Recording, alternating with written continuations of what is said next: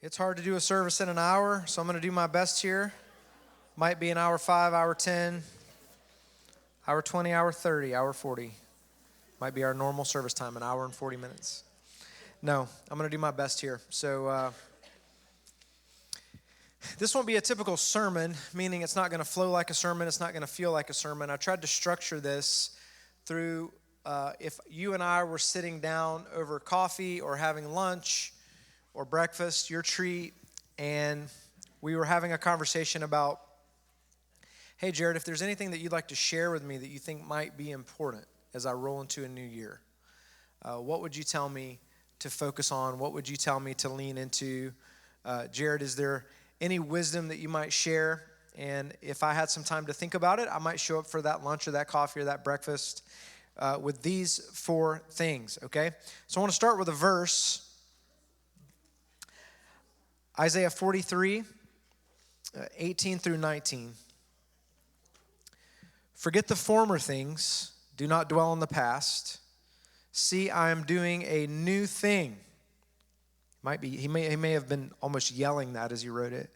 Now it springs up. Do you not perceive it? I'm making a way in the desert and streams in the wasteland. So that is almost a predictable, of course you're going to read that verse at the beginning of the year type thing. So I went back and forth on it, had it in my notes, and then someone texted it to me and sort of took that as a confirmation that I needed to leave it in there. And this verse has been one that I've revisited at different times throughout my life. There's a lot going on there, meaning that Israel is expecting something new. You know, Isaiah actually prophesied a lot about Jesus. He said a lot of things about Jesus that almost sound like they were written in the New Testament, like he was wounded for our transgressions and he was bruised for our iniquities. That almost sounds like someone's describing the cross, but that was written hundreds of years before the cross. So a lot of Isaiah's prophecy had to do with Jesus, but here the verses that precede this talk about what God has done for Israel. And then he says, forget the former things, but he's just reminded them. So I don't think he means forget it, like never think about it again. I think he's saying that there's something new coming. He says, do not dwell. I think that's the context for what he means there. Do not dwell on the past. See, I am doing a new thing. Now it springs up. Do you not perceive it? And then it's really beautiful imagery after that. I encourage you to go back and read the entire chapter. There's a church that I'm fairly closely connected to, and I'm there from time to time, a few times a year. And there's an individual in that church that prays or is asked to pray. It just so happens that they've been asked to pray several times while I've been there. And when they pray, usually the prayer is the exact same prayer. So what I mean is when they're asked to pray, this is one of those churches where the pastor will just be like, hey, Brad, pray, and then Brad just prays out loud and we all listen to it. Want to? No? All right. So it's one of those, it's like just real, it's casual in that sense. So I noticed over the years that the prayer would always be the exact same thing, and it was this monumental thing that had happened in this person's life at one time in their life. And I mean like decades ago. And I began to wonder over time, and with a certain amount of curiosity and probably a certain amount of cynicism, if the only time this individual prays is when they're called on to pray, and if when they're called on to pray, the only thing that they have to relate to God is this one thing that happened a long time ago, because they're still living off of that. Okay? They're still living in that moment. They're still living in that season. Now, Jared, are you diminishing us going back and being grateful and remembering? Absolutely not. Neither is the verse. Like, we need to remember what God has done, because that serves as the filter, as the grid, as the faith that helps us look forward and step into new things. But some of us are still stuck in an old season. I heard a pastor say one time, and he may have been stretching this for imagery a little bit, but it was helpful for me. When God told the Israelites to go out and collect manna, he only let them collect enough for one day. And if they collected enough for 2 days, except on the Sabbath, it would spoil and it would have like bugs in it. okay? And he would say, we have a tendency to live off of old bread, okay? We have a tendency to live off what God has done, which we're always grateful for. Don't want you to hear what I'm not saying. But we forget that God has something in the present. God has something for us in the future. There is a new season. And I have had times in my life where I have tried to stay in a situation, in a circumstance, in a relationship, you name it. I've had the gamut. When God had changed the season. And I knew that the season had changed, but I didn't want to be obedient to it because I knew that cooperating with the obedience was going to take me through a painful process, okay? But the painful process is necessary in order to get to the next season that God is calling you into. So that would be the first thing that I would ask. When you roll over a calendar year, you have a clear, cut and dry opportunity to say, not just what's my year, the whole chronos time versus kairos time. Chronos time is a Greek word that means what time is this happening? Kairos time is a Greek word that means what's happening in this time. Like, what is God doing in this moment in time in my life? Okay, so there's the chronos, all right, 2023, but what season are you in spiritually with God right now? What is he doing? What is he saying? What does he have for you? Are you asking him? Are you open? Are your hands available to what he might have for you? Or are you just kind of, I don't really want to know, I just want to stay focused, or I don't want to deal with all of these things because it might be difficult to acknowledge that he's changing the season. So I want to encourage you, if we were sitting across coffee right now, I would say, are you aware, not just of what year it is, but are you aware of the season that God has you in? And are you cooperating with the changing of the season? Okay? Are you cooperating with what he's doing? Okay? The second thing I would say is this: we will not live on purpose without a plan, okay? I don't even know if I told you what I kind of titled this, but it's 2023 on purpose, okay? We will not live on purpose without a plan. So I posted this on my social media, and dozens of people saw it.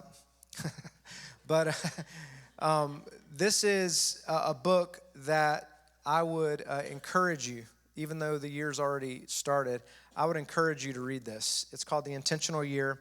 It's by a couple that pastors over in California named Glenn and Holly Packiam. And Jocelyn and I read this book leading up to this year, and it was a really helpful framework for us to say, okay, we just decided, you know, we always have these conversations about being intentional and approaching every new year on purpose. But, you know, what I've realized is that you can say, I'm going to start working out more. And, okay, well, what does that mean? Well, I'm just going to work out more. Okay, what does that mean? When? What are you going to do? What days are you going to do it? What time are you going to do it? Anything that you want to happen in your life that matters, you're probably going to need a plan in order for it to take place. So if you can say, 2023, I'm going to be intentional. I'm going to live that year on purpose. Okay, what does that mean? What does it mean to live a year intentionally? What does it mean to live on purpose? So we use this book. We read through it. You might read some chapters, like some more than others. There may be some that are more helpful for you than others. But at the end, there was like a framework, and at the end of some of the chapters, for just what it looked like to process through 4 different spheres of intentionality that I'll let you find there. But it was helpful for us. So we just did a series in the fall on patterns. If you were not around for that, or if you missed some of that, or if you're new, I would encourage you to go back and listen to that. Patterns is the language that we use here for spiritual disciplines. I would ask you, what are your patterns? What are the patterns in your life? You say, I love Jesus. I want to be more like Jesus. I think we all say that. Well, what does that look like? Like, what are the patterns of your life that would reflect a commitment to that? We have something that we send out every day in-house from River City Church called Engage the Word. Does anybody receive that in your email? Okay. So that's going to happen again this year. If you're on that list, then you saw that go out and what we're going to be focusing on for the next year. It's an easy way for you to say, okay, I want to have an automated plan that is going to find me every day so that I can engage with the scriptures. Engage the Word is a great way to do that. You can use the Book of Common Prayer, which is where the prayer that I just read came out of. If you go on the Bible app, there's a Book of Common Prayer app. If you've been around me at all, you know that I read the Psalms. I read the Psalms every day. I do my best to read the Psalms all the way through once a month. That was Jesus' prayer book. A lot of things that came out of Jesus' mouth were Psalms. If you go back and look, you don't even realize, like, a lot of things that he said were just him reciting prayers that he had just devoted his life to praying and memorizing. So I read the Psalms a lot. That's Jesus' prayer book. That's a big part of the Book of Common Prayer, as well as some other selected readings. I would encourage you, we're going to talk more about this. I have a series that we're going to get into at some point in the spring on prayer. But I would encourage you to try praying through the Lord's Prayer. Okay, it's in Matthew 5. It's in Luke as well. But it's really simple. And people go, well, I don't want to pray through something that I just recite. Well, this is the prayer that Jesus' disciples said, hey, teach us to pray. And Jesus went, all right. And then he gave them the Lord's Prayer. So if you ask Jesus how to pray, that's the prayer that he would give you. That's the prayer that he gave his disciples. So I've been trying to do this daily. Okay, I've been trying to have a framework for my prayer life since October for praying into the Lord's Prayer. Have I done it every day? No, okay, I have not. But I've been committed to keep coming back to it and being as regular as I can with it to be shaped by the Lord's Prayer. So I would encourage you to do that, okay? So that's the second thing I would tell you. We will not live on purpose without a plan. The third thing is this. Relationships, you tracking with me, Maddox? Relationships need to be regularly, I don't like the way I wrote that. Relationships need to regularly be defined, redefined, or ended. Sad one. Okay. Relationships need to regularly be defined, redefined, or ended. I heard a truth one time that I didn't receive in the moment because I just didn't want the wisdom and had to receive it the hard way later as reality. There are people in your life for a reason. There are people in your life for a season. And there are people in your life for a lifetime. Now, that doesn't mean any of those three groups become your enemy or someone that you hate or that you mistreat or anything like that, okay? There are people in your life for a reason. I remember when Jocelyn and I were coming to the end of our first really big ministry assignment together as a couple. It was a church that we had planted, and we were hurting, we were bleeding, we were beat up. I had made a bunch of mistakes. We felt like some people had hurt us, and it was just such a hard time. It was just one of those rough seasons in our life. I was feeling spiritually dry, and we were both longing for God to do something. And I remember we were invited to this thing that we really had no business being invited to, just through a friend of a friend. And we found ourselves out in a different country at a conference, small gathering, and there was this couple that ended up at a table with us. And we just shared it all, right? Just our hurt, our confusion, our misunderstandings, all of it. And they were like 10 to 12 years ahead of us, and they just absorbed everything we said and then just spit it right back to us with all of this beautiful perspective and care and counsel and ministry. And they just loved us, man, for like 2 days straight. And I was like, these guys are going to be our best friends forever. So we came home and we would call and we would miss each other and call them. And I finally just realized after a few months, you know what? They were in our lives. They lived completely across the country. They were in our lives for a reason. Jared, stop trying to make it more than it was. They were in our lives for a reason. In that moment, the Lord used them to care for us, to understand us, and to tell us exactly what we needed to hear. Okay? There's some people that are in your life for a season, right? You go, well, how do I know that? It's really strange, but if you're tuned in to the Spirit, and if you're prayerful about your relationships, or sometimes even if you're not, you'll begin to feel a redefining happening. You'll begin to feel like, man, I don't know, it seemed like we were just on the same page, me and this friend of mine, or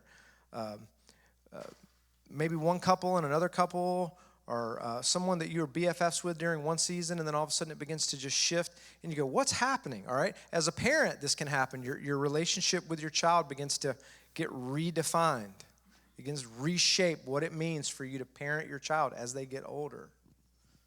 Okay?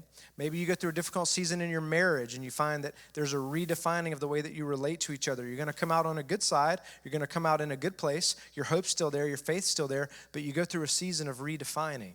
Okay? And then there are those relationships that you can feel, man. I'm throwing a lot of content at you guys today, but there's a book called Necessary Endings by a guy named Henry Cloud, Dr. Henry Cloud. You ever heard of him? All right, none of us. All right.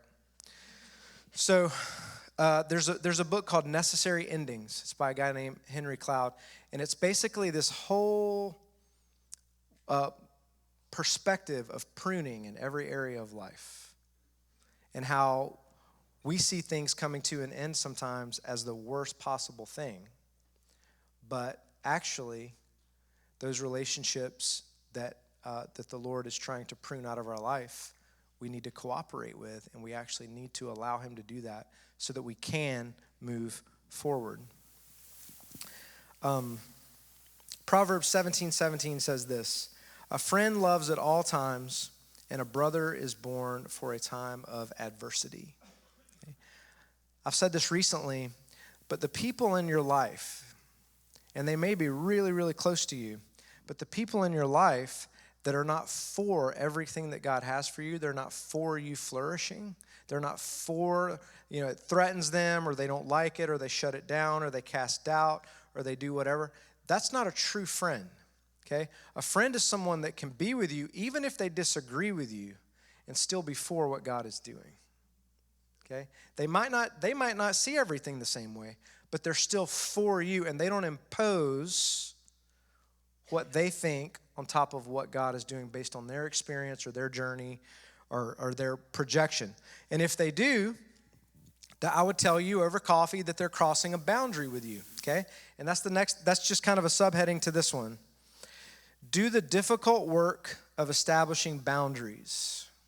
Do the difficult work of establishing boundaries, okay? I don't have this verse for you, but Paul says in the first part of Galatians, he's writing this church that he planted, and typical fashion, Paul starts a church. All these false teachers come in that disagree with him, and he is getting called wrong, incorrect. He's getting questioned. What he taught is being retaught, reshaped, reformed.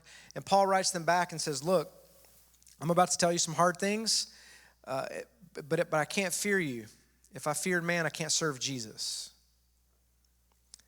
If I fear you, I can't serve Jesus. So some of you need to establish boundaries in your life that are based on fear of how people are going to react, okay? Here's an example. Can you say no to everyone in your life? Can you say no to everyone in your life? Not in a mean way, just like, not right now, no. Why not? Is it because of how they will react? Okay? If you cannot say no because of how they will react, then there's a boundary that needs to be defined. Something's not right there. Something's not healthy there. But what we tend to do, because we're good-hearted people, right?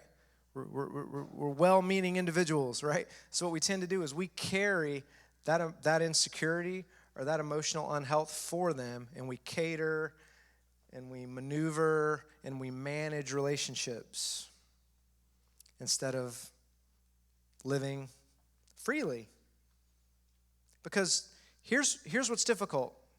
You can't love them if you're not free from what they think of you. Because sometimes speaking truth means someone doesn't react the way that you would like for them to. Right?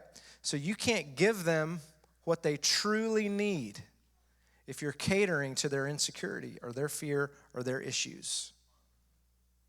All right, this is no fun. All right. Can you say no to everyone? Can you speak truthfully with everyone in your life? Why not? Okay? And then the fourth thing I would say to you is this. When at all possible, let's question our motives. I want to be in this one, okay? For sure. When at all possible, let's question our motives and assume the best in others. Rick Warren said that. There's no way he was the first one to say that, but he said that years ago, the guy that pastors and wrote The Purpose-Driven Life out in California. And for some reason, when he said it, I just needed to hear it, and it just, boom, right here. How often do I assume the worst motive in someone else and think that my motives are always perfectly clean and clear? How often do I do that? I project some negative place that they're operating from, when all along, even me doing that is like a negative thing inside my own heart, right? And the verse, do not judge or you will be judged. For in the same way you judge others, you will be judged. And with the measure you use, it will be measured to you. Never say Jesus didn't say hard things. Why do you look at the speck of sawdust in your brother's eye and pay no attention to the plank in your own eye? How can you say to your brother, let me take the speck out of your eye, when all the time there's a plank in your own eye? You hypocrite. Okay? Jesus, clear boundaries. Okay? First, take the plank out of your own eye, and then you will see clearly to remove the speck from your brother's eye. People we think are perfect are not as great as we thought once we get to know them.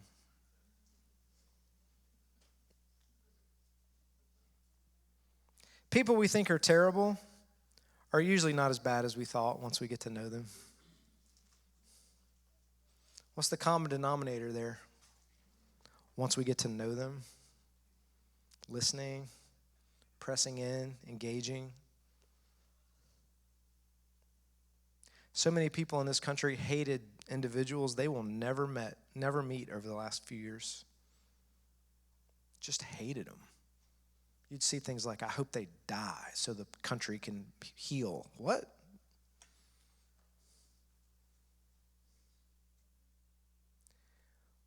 We're about to move into another major election cycle. And I'm going to dig my heels in on this one. Okay? The church is offensive enough. But the church is offensive because we have a prophetic voice that, unfortunately, at times, if stewarded, offends everybody, both sides of the aisle and everybody in between. Okay, Jesus was always surrounded by a vast political mosaic of people. All of his disciples had a different political background. All of them. And he was offensive to all of them at times, and healing and truth and life. And as we move into this next year, I want us to look like the church, which means, hey, sometimes our message of the cross is going to be offensive because it challenges the culture, which is about power and more and leverage and winning and all those sorts of things. And we're gonna step in as a people that say, you know what? We take communion every week. We examine ourselves before we examine anyone else. We look in here first. Now, that doesn't mean we don't speak truth out there, okay? But we speak truth in love. We don't speak truth in hate. Jesus never spoke truth. Some of the people that he would say the hardest things to, he would weep over. He would weep over. Okay? So that's what it looks like to be a people of God. So I would say that to you, not just because we're moving into an election cycle, but I would use that as the framework for how that's going to get tested in all of us. What does it mean to assume the best in someone else and question my own motives first? Right? Right? Okay. All right. Okay. All right. Okay. Thank you.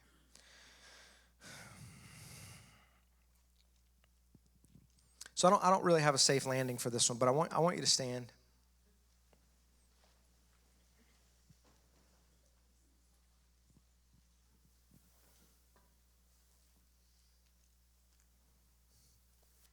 That song, I Surrender All, man, that song's been getting it done circa 1980 in my life. It's just a great song. And that's just how I feel this year.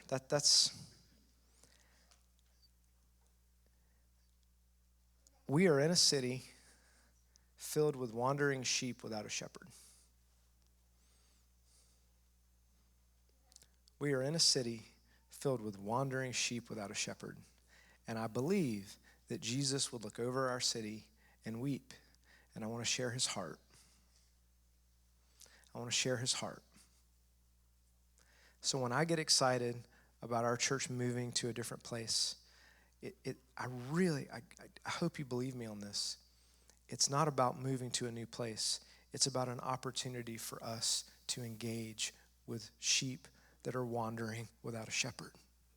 It's about what it means for the people in this city. It's about what it means for those that just, all they have to do is hear his voice. And they're going to know it. Sheep know his voice. All they have to do is hear him. And they're going to go, that's my shepherd. What have I been doing? That's life. That's life. That's everything. Okay? That's what I want this year to be about for me, and that's what I want this year to be about for you. And if that's what we want this year to be about, then what does it look like to orient and shape our life around that? What cost are we willing to pay? We're willing to pray for that. We're willing to be formed into the image of Jesus for that.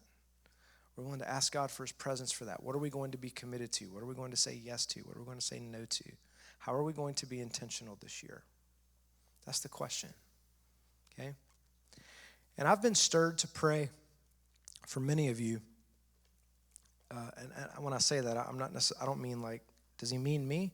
I just have a sense in our church that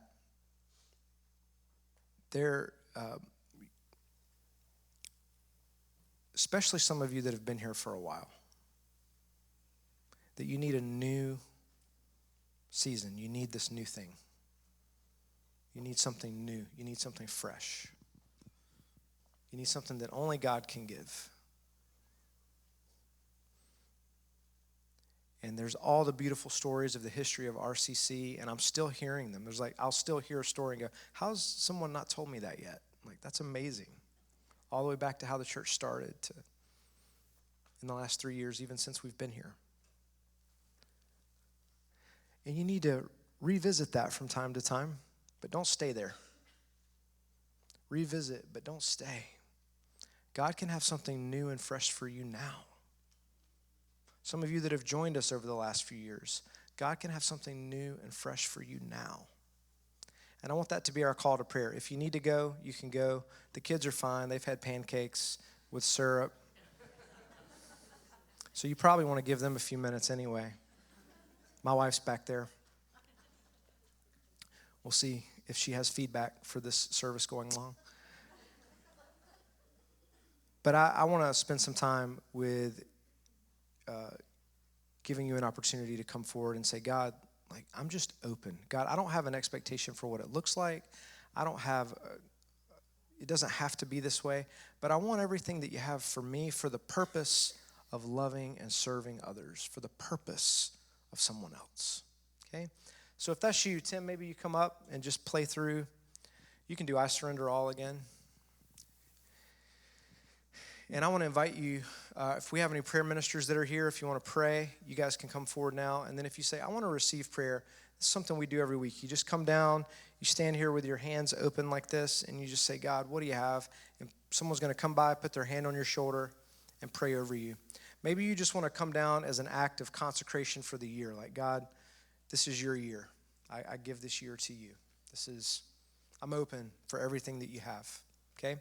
So as he plays, if that's you, we'll spend the next 10 minutes or so here. Let's say at 12:25, you go get your kids and, see how they're doing. But until then, let's keep this moment as quiet and still as we can.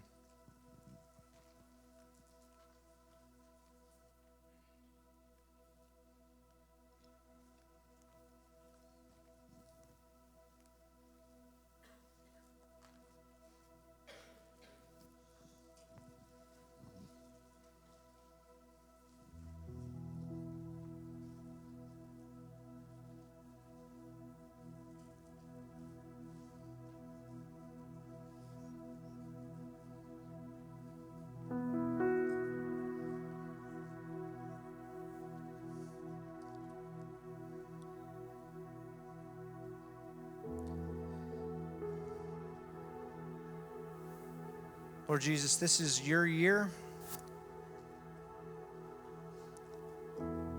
This is the day that you've made, and this is the year that you've made, and we will rejoice and be glad in it. We commit these next few moments to you, Holy Spirit. Visit with us. Minister to us. Say what needs to be said. In your name.